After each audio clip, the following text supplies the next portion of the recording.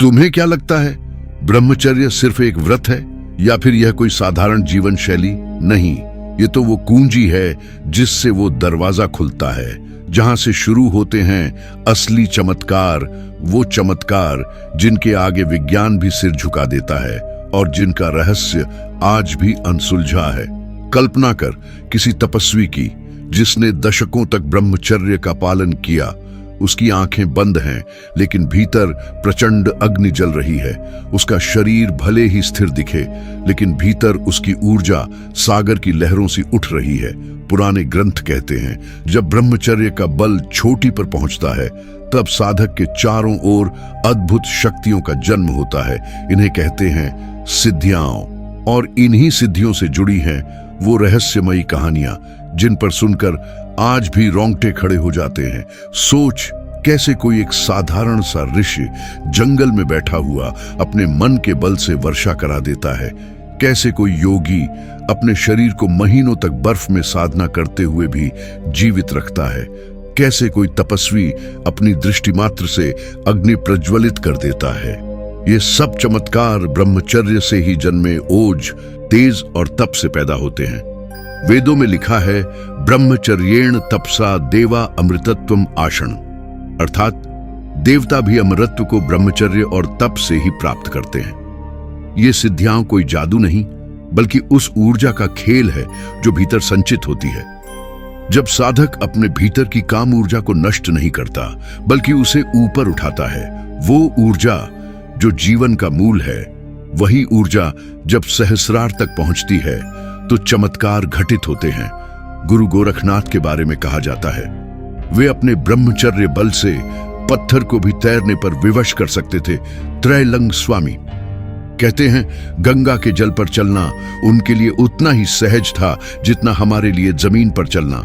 महर्षि पतंजलि के योग सूत्रों में तो बाकायदा सिद्धियों का वर्णन है, जैसे अणिमा, स्वयं को अणु जैसा सूक्ष्म कर लेना; महिमा, शरीर को विराट कर लेना; लघिमा, हवा में तैरना; प्राप्ति, कहीं भी तुरंत पहुंच जाना; प्राकाम्य, इच्छाओं की पूर्ति करना; ईशित्व, सृष्टि पर नियंत्रण; वशित्व, दूसरों को वश में करना। लेकिन ये तो सिर्फ प्रसिद्ध सिद्धियां हैं। कुछ ऐसी दुर्लभ और गुप्त सिद्धियां भी हैं जिनका जिक्र सिर्फ गूढ़ शास्त्रों और परंपराओं में होता है। कामरूप सिद्धि, जिससे साधक अपनी आकृति बदल सकता है, किसी भी रूप में प्रकट हो सकता है। मृत्युंजय सिद्धि, जहां साधक मृत्यु के क्षण को भी टाल सकता है। भूत भावन सिद्धि, जिससे साधक सूक्ष्म लोकों के जीवों से संवाद कर सकता है। जल स्तंभन और वायुशित्व, जल और वायु को स्थिर या नियंत्रित कर देना। संस्कार शक्ति, अपने विचारों से किसी और के मन में परिवर्तन कर देना। प्रकाया प्रवेश, अपने चेतन मन से दूसरे शरीर में प्रवेश करना। और इन सब का मूल है ब्रह्मचर्य।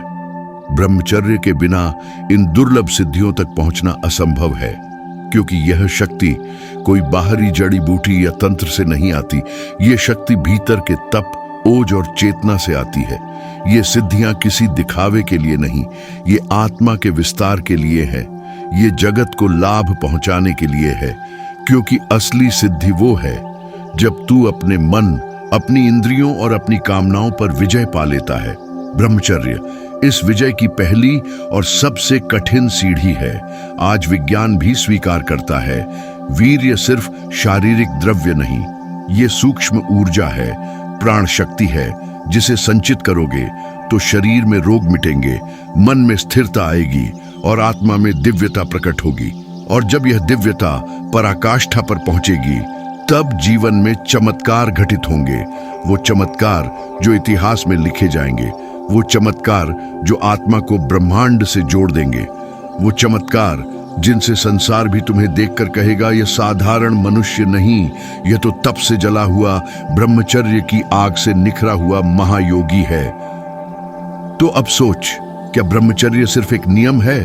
नहीं, यह है उस शक्ति का बीज जिससे जन्म होते हैं दुर्लभतम चमत्कार। और अगर तू भी उस शक्ति को जगाना चाहता है तो ब्रह्मचर्य को सिर्फ किताबों में मत पढ़, जीवन में उतार। फिर देख, तेरे भीतर भी जन्म लेंगी वो सिद्धियां जिनका नाम तक दुनिया ने नहीं सुना।